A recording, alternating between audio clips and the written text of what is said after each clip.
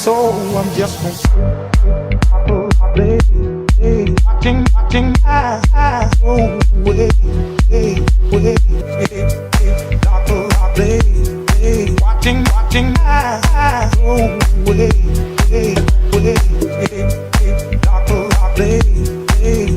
watching my eyes go away.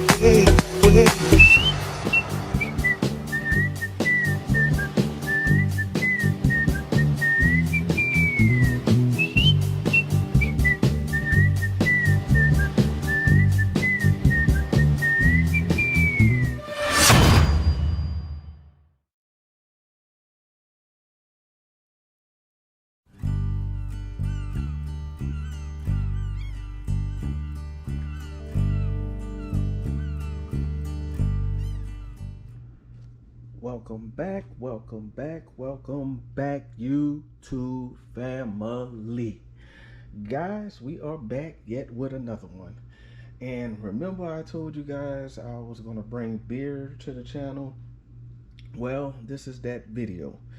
But as always, I have to be the difficult one. I'm going to be combining wine and beer together.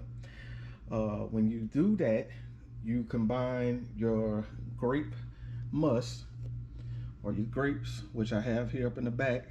If you guys remember, I talked about this before on one of the other videos, the muscadine video, about what I was going to use this for. And I'm actually going to use it to go up into a grape ale beer. And that's basically made with, like I say, grape must and pale malt, or any other malt for that matter. But today we're using two-row pale malt. I want to kind of give it a balance between a grape wine flavor and also a beer flavor. I will put the information for, sorry, the camera is acting up, so I gotta hurry up with this. Put the information for the BJCP guidelines as far as how to make grape ale. There also is a version called Italian grape ale, but we are doing a grape ale since it's some grapes that come here from the south or whatever, so obviously it's not Italian grapes. But we also are going to be using dry ale yeast for this, and we're going to be using Warflock, one Warflock tablet or half a Warflock tablet to help with the clarity. And we have some water here, which I'm going to probably use 1.5 gallons, so we can boil that down in our pot over here. And I'm going to go through the steps and the procedure. I'm just going to put it like through my normal process stuff of what I'm doing and everything like that. And the reason why we're using 1.5 gallons, because like I said, at one point we're going to boil our mixture down, and we're going to make sure we have enough ahead of time to get the amount, volume, whatever you want to say, that we're trying to end up with. And also for grains, guys, you have to boil your grains. There's plenty of brewing videos, beer brewing videos that's out there to give you more of a breakdown. I'm not going to go into too much into depth, but you have to break your grain down into usable sugars for your fermentation, to get those sugars that you need to ferment, because some of the sugars are not fermentable, but you're going to get as much as you can out of this. But like I said, we're going to go over everything in the video. I have also right here a thermostat to help us measure the temperature. We're going to go to 152 degrees, 155 to mash in our grains. Basically, like I said, with mashing in, it's like you're doing a steeping. Like, you know, when you steep tea, you're extracting that flavor, extracting all what you need out of that. You do the same thing for your grains, and that's going to help steep some of those sugars and some of the flavors out of our grains. We're also going to be using some yeast nutrient. Most of the time I use the Y yeast beer nutrient for my beers to just basically help with fermentation, just like anything else, like our wine yeast nutrient. Doesn't matter, like I said, you can switch back and forth for a lot of things. Experiment. That's the fun of doing this hobby. You can experiment. We want to go ahead and use a bucket for this one, so that way we have more access to the bag that we're going to be using. We're going to take this bag right here for fermenting and put our grains in, so we can steep it up in the pot when we add our water. And we have our hydrometer in the cylinder, graduated cylinder back here, so we can get a reading of how high our must is going to be when we finish, and you know, the pitcher and the spoon or whatever, so if we have to do any kind of mixing. Guys, this is really not a difficult one. It's just probably more steps in a sense, but it's really not that difficult. Any one of you guys can do it. You can probably use grape juice, Welchers, whatever, if you want to cheat. But you can also use grain extract, which you can get from the brew store, or you can find online to see you know, about getting this done at home. But most of the stuff you can get from a local brew shop, like this, like a yeast for beer, the Warflock tablets for the clearing, like I said, you can get from a brew shop, and the yeast nutrient you can get from your local brew shop. So check your area out, because before you order online at Amazon or anything like that, you can probably get most of this stuff from a local brew shop, and it'll make it easier if you're really trying to get something like this started. I really wanted to do this one because, like I said, I'm into wine. Actually, I've been into beer for a minute. I'm gonna wait to tell you what happened with the beer, but it's a good thing. It's a good thing, or whatever. But I'm very proud of that. But anyway, I've been making beer for a while, and still some of my unique beers. I have a few that I already made. Some of those that I'm entering into competition. But like I said, I'm going to give you some information about this grape ale. I'm going to put it up in the video so you guys can know exactly what it is. But I'm pretty sure you're going to enjoy this one. And I want to get an early start because with your grape ale, you can keep the ABV from anywhere from like 4 to 12-14% ABV. So from beer side all the way to the wine side of things as far as strength. So kind of wherever we fall on this one, it is what it is. I put a pound of sugar up in this to macerate the grapes, so this is going to raise our ABV also for the must. But just you know, just giving you guys a head up, you can go a few different ways with this. And like I said, have fun. I know I'm doing a lot of talking, and as you guys know, I don't practice anything before I jump on the camera. I kind of put up in my head what I want to do, and I just go with the flow. You know, that's what Doc of the Bay Country Wines is all about. We like to go with the flow, take it easy, be a little chill, you know, and just do our thing or whatever. Have fun, experiment, enjoy what we do, enjoy the brew, and just drink, have fun, and be merry. But anyways, enough of all of this talking. Let's get to this process. Be right back.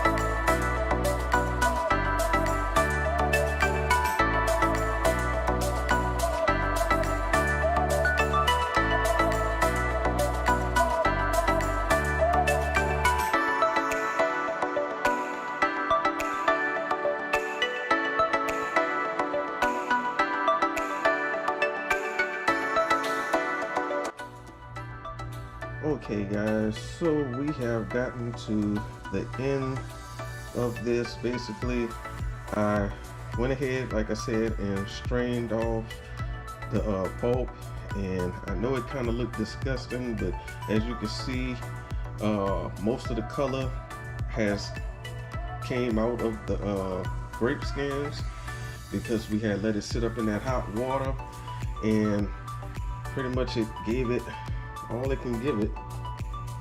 And as you can see, look at that pretty purple.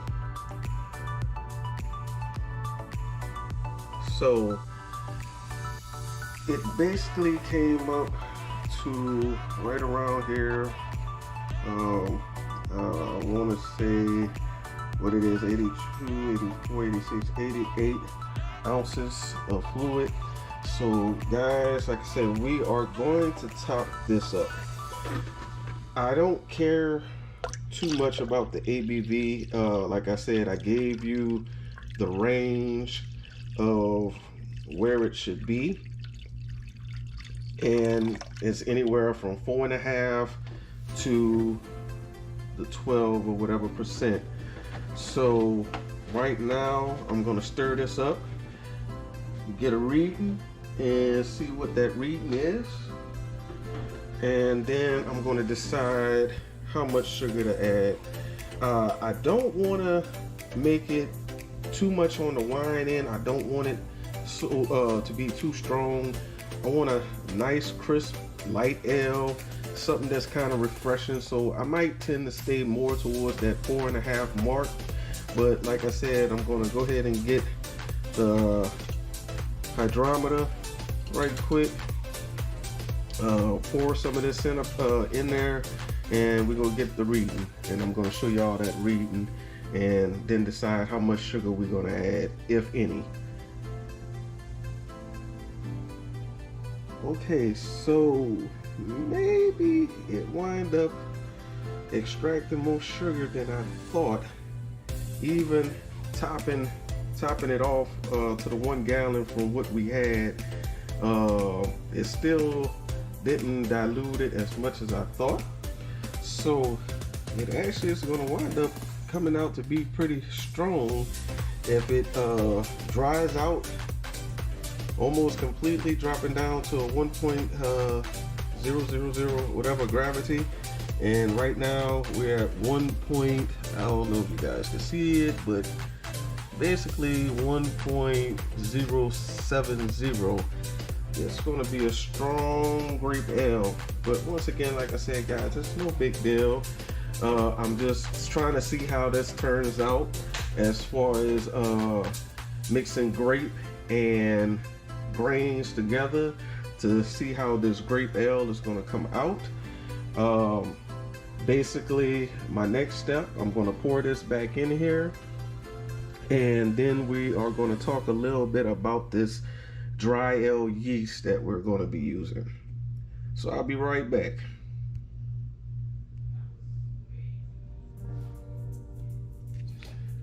Okay guys, so we are back, and as you notice, we went ahead and poured our must into our fermenting bucket. This is a 2-gallon fermenting bucket that I have. So I like these buckets because if you have a little bit more and maybe you're trying to get a little bit more, these buckets are perfect.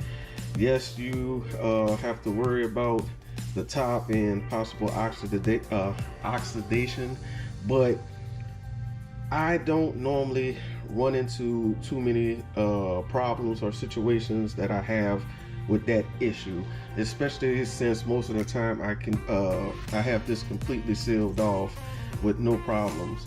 And once again, I don't have it, but I'll grab it to show you guys right quick. Give me a second.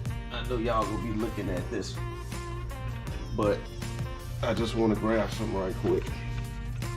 Okay, let's show y'all. Okay, once again, guys, I do use sanitizer on the channel. I bring this up from time to time because I know eventually I gotta keep showing you guys, just in case we have new subscribers or new people that check out the channel and try to see what I'm using to sanitize stuff. But everything I use, I sanitize with this Star San, and as you can see, I'm just about out, so I have to run to the brew shop eventually and get me some more. But I just wanted y'all to see that I do sanitize my stuff and make sure we don't have any contamination or any bacteria or yeast that we don't want going on our wine, beer, mead, or whatever. So once again, guys, like I said, I am going with the Safe Ale S04 yeast. It's a dry ale yeast. I don't know if you guys could see it. I'm trying to put it up in the light to try to give y'all, you know, a little bit where you can read the package. But it's a dry ale yeast, and it says the characteristics is English ale yeast, selected for its fast fermentation profile. It produces a balanced fruity and floral notes in your brew, and it ferments between 59 degrees to 68 degrees Fahrenheit, 15 to 20 degrees Celsius. And I'm going to use probably half a teaspoon of this yeast. It comes at a net weight of 11.5 grams, so I have more than enough for another brew, which I tend to like to sparingly use my yeast because I personally don't get a chance to always run to the brew shop to get yeast and other equipment, so I like to really stockpile up on stuff like that and have it sitting here in the house so I can have it available when I need it.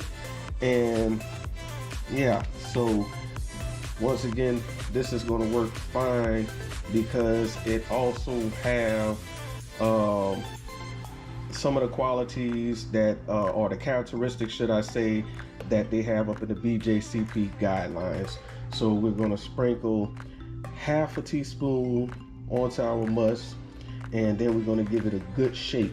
I mean, I said shape, but a good shape, so we can get some oxygen up in this must to help it ferment. You got to also remember, we also have our yeast nutrient, so that's going to help with fermentation also. So we want to give it as much as a good start as possible. So on to this next step.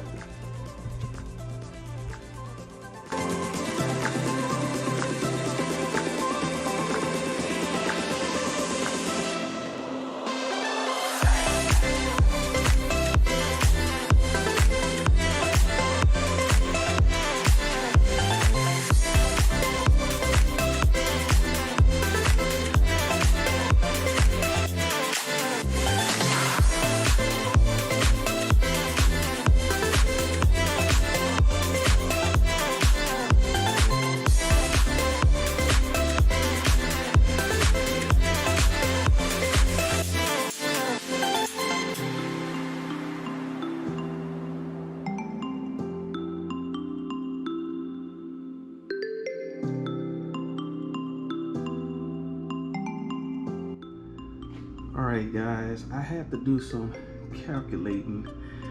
I don't know if you guys could really see that.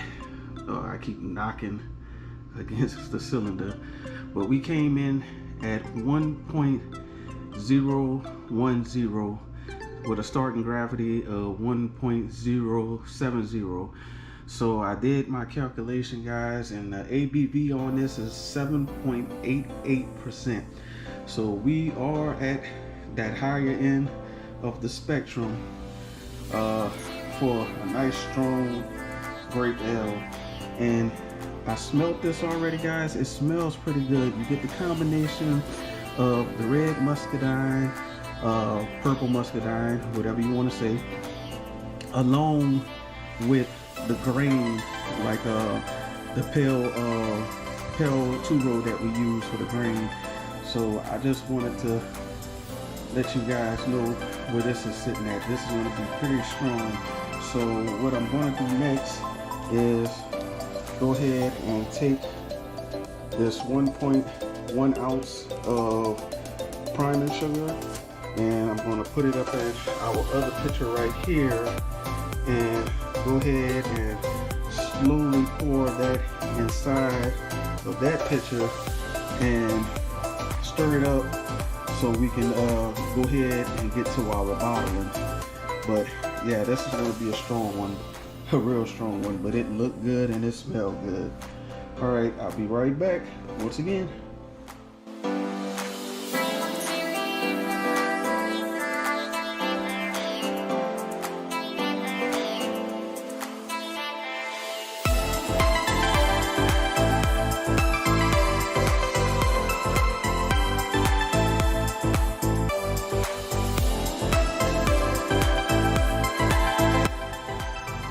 Okay guys, so we are at the end.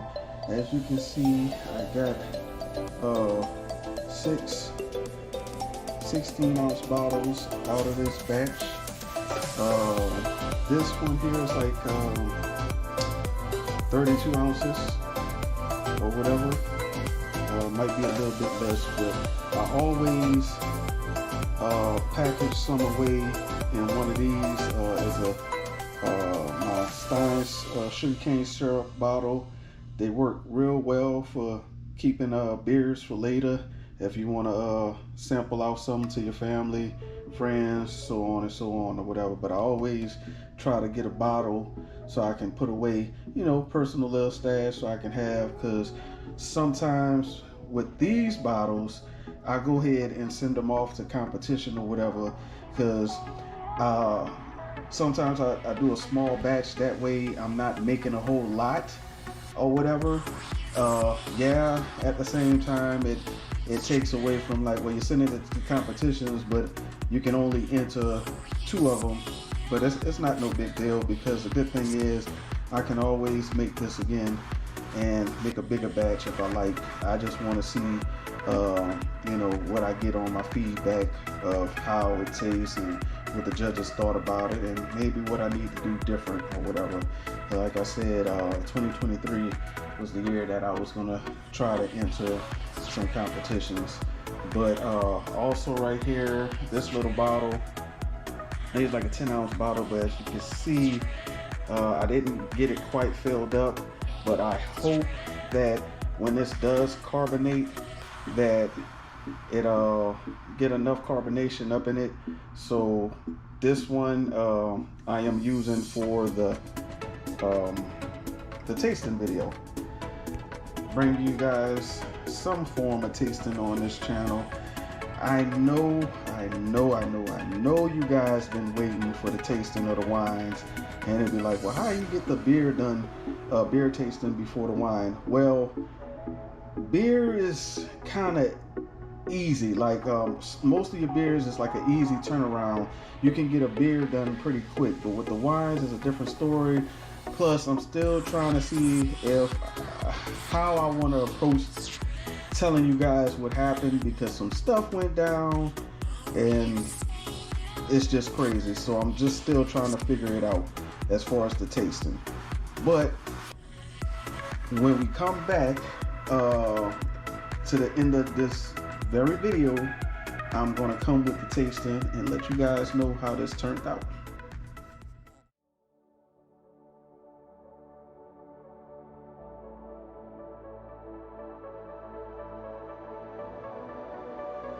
Okay guys, so quick disclaimer, I took this out early, and I wanted to get this tasting video done, and I kind of feared that it might not totally carbonate, but we got a little bit of carbonation.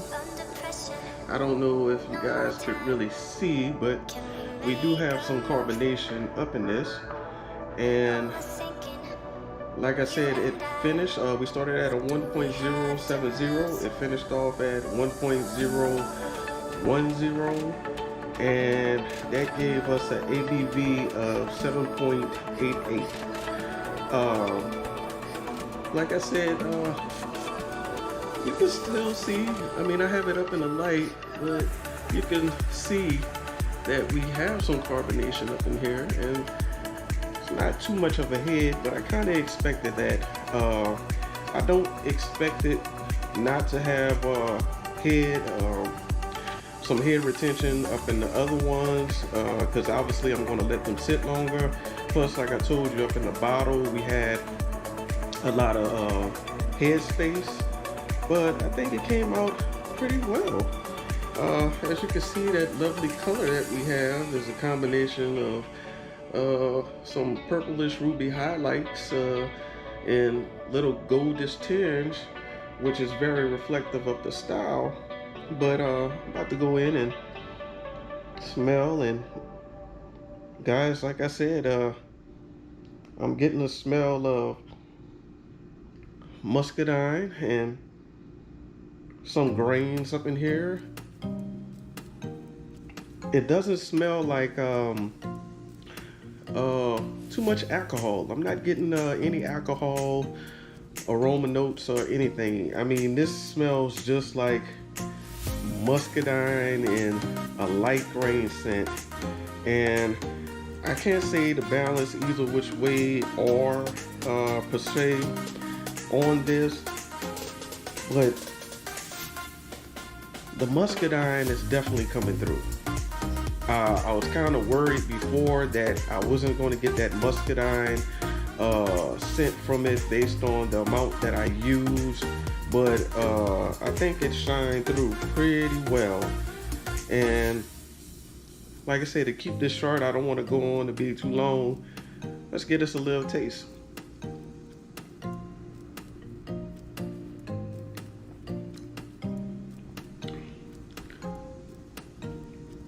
Man, okay, this one might throw you for a loop, and I really don't have to guess on the taste. If you guys ever went to a corner store and I gotta be honest, bought like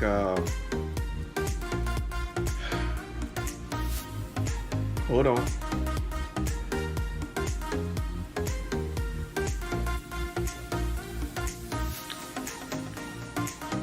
Some Mad Dog 2020. Okay, I did it.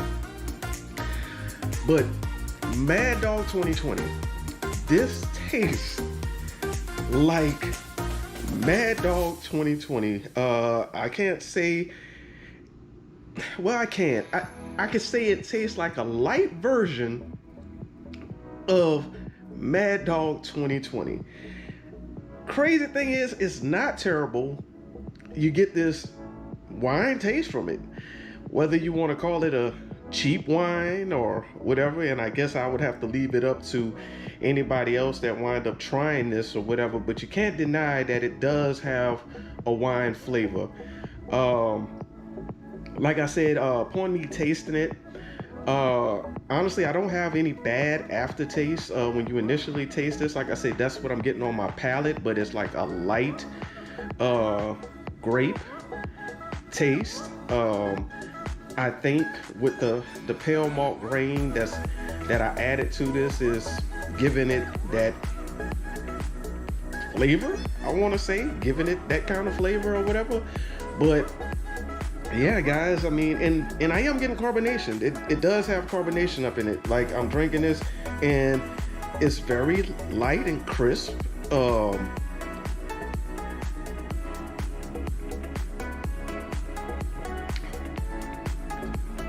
Very crushable. And what we mean in the terms of crushable, like, you can pick this up and drink it and you wouldn't think that this is around 8% alcohol. It's nice, cold and chilled, and like I say, you can pick it up, drink it. I mean, if you get any alcohol warmth, it's like after, and it's still light, it's still moderate, like when it's going down or whatever. But I can't say too much else, but it's pretty good. I mean, if you're not one of those corner store wine drinkers, and at least I say that up in Louisiana because we stay up in a wet county where we can get liquor, beverages, you know, any kind of alcohol at our local corner store like Shell. Sorry, I shouldn't name specific stores, but your local discount stores, gas stores that's usually on every other corner. You can find some kind of liquor or alcoholic beverage. But other than that, guys, like I said, I think this was a success. I really would recommend that you guys give it a try. Like I said, you can use a little bit of grape juice, maybe 16 to 32 ounces, add it to the total amount of liquid that you add to this. I can't say for the one thing if I can really smell the hops, but based on the guidelines, sometimes it's little to no hop scent. Sometimes they just add it in, and sometimes you don't even have to put it in. But I think it's true to the guidelines. I think this is a success. I recommend that you guys try it. Like I said, I'm tasting it, I'm enjoying it. I'm pretty sure I'm going to finish it and fill it right after, because like I said, it's no low ABV on this, but it's delicious. It's, like I say, very drinkable, very refreshing.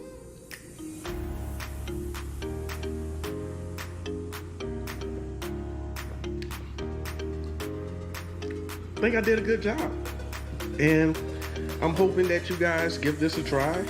Like I said, I think you will enjoy it.